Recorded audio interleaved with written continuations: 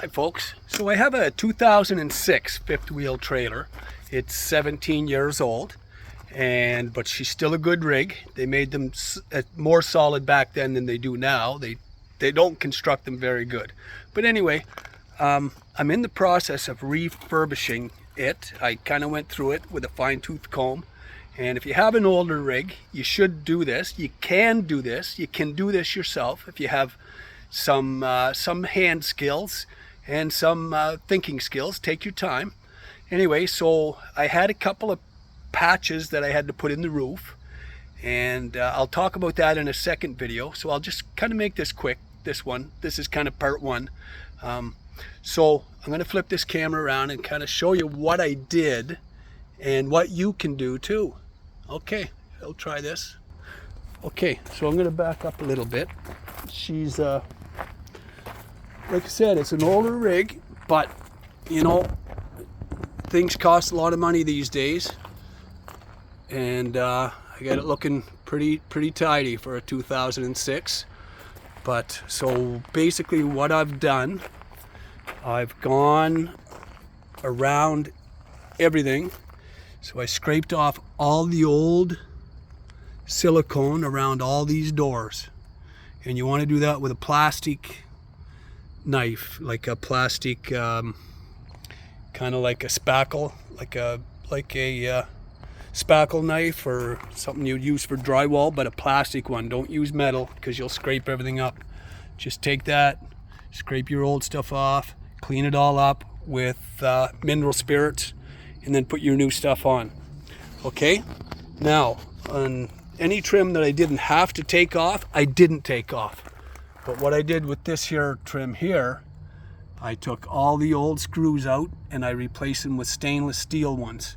The old ones were corroded and rusted, and there was a couple of them that broke off, but no big deal. You just left them in there. And then I did the same. I scraped all along these edges totally and put new silicone around that.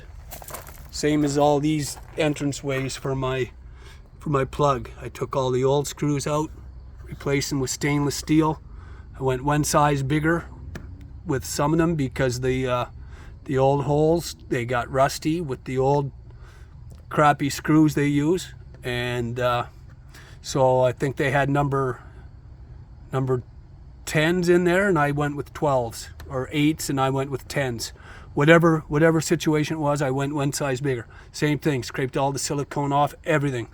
New silicone around the tops of the windows, all that good stuff. Now in the back, I had a leak in the back. I had to take the back cover off.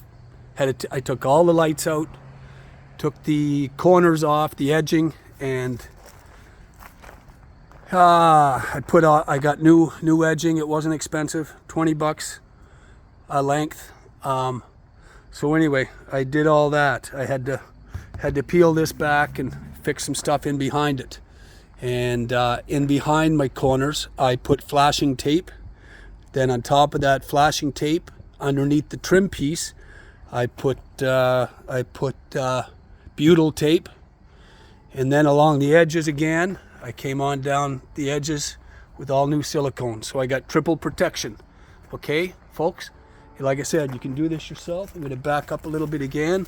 Like I said, this is a 2006, and you know, I got her looking pretty good. This is I'm going to want to haul this down the road someday and get away from it all, get away from the craziness and the bizarro world. And you got to look after your stuff if you want to do that. This is basically the other side, and I'm going to fix this up. I'm going to take this door railing off. I'm going to take the wire brush to that and clean all that up and repaint it. Now, I'm in the process of fixing underneath the nose because I did have a leak that came down underneath the edge of the roof and it ran down in. Now, I don't have to show you this, but there's the nose on the ground. I took that off. In behind here, you got some framing, crappy framing, so I sistered stuff up, strengthened it up under there. That's just 1/4 inch, basically 1/4 inch rough grade plywood. Wasn't expensive. That's all you put over top of that. So now that's there. So this is where the profile is going to be for my nose cap when I put it back on. I still got to do some stuff up under that tarp, but I'll get to that later. These are the profile pieces. I cut a couple. I'm going to have to cut a couple more. They're going to fit in here basically. Okay, I'll cut a couple more to go across there. They only had 2 of them in originally.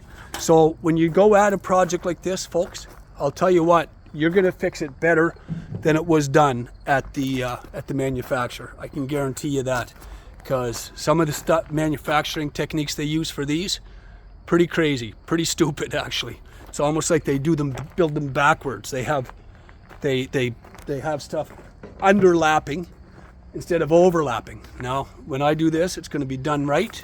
It'll be different than the manufacturer did it. And I'll start at the bottom. So that bottom section of the nose is one piece. The top section of that nose is going to just come over the top of that slightly. The roof, when I put the roof back in place up top, I'll make another video later of that. It's going to go over top, not underneath, the way they come from the manufacturer. I'm not doing it like they did. They run the roofing underneath the nose. So you get a leak, it runs down in under the nose. I'm doing it the right way, same as I'd do a roof on a house. You're going to have the start at the bottom, same as when you shingle a roof. You start at the bottom, you don't start at the peak and work your way down.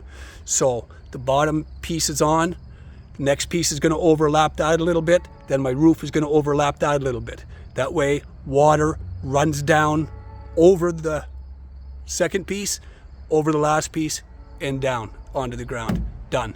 Okay guys, that's it for this. I'm going to make another video at some point. I didn't really go into any details of the processes, because you can figure that out yourself, but this is the type of stuff, if you got some hands on you that are pretty good with things, and you just think it through, take your time, you're going to save yourself your rig. You will save your rig.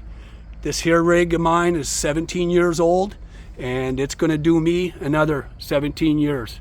It's going to take me into the sunset, hopefully, God willing. Okay guys, that's it. I'll make another video when I get some more done. And like I said, you're going to save yourself a ton of money. Well, you couldn't afford to do it anyway. I couldn't afford to pay a shop to do it. And not only that, you're going to do a better job on your own rig than the shop is anyway.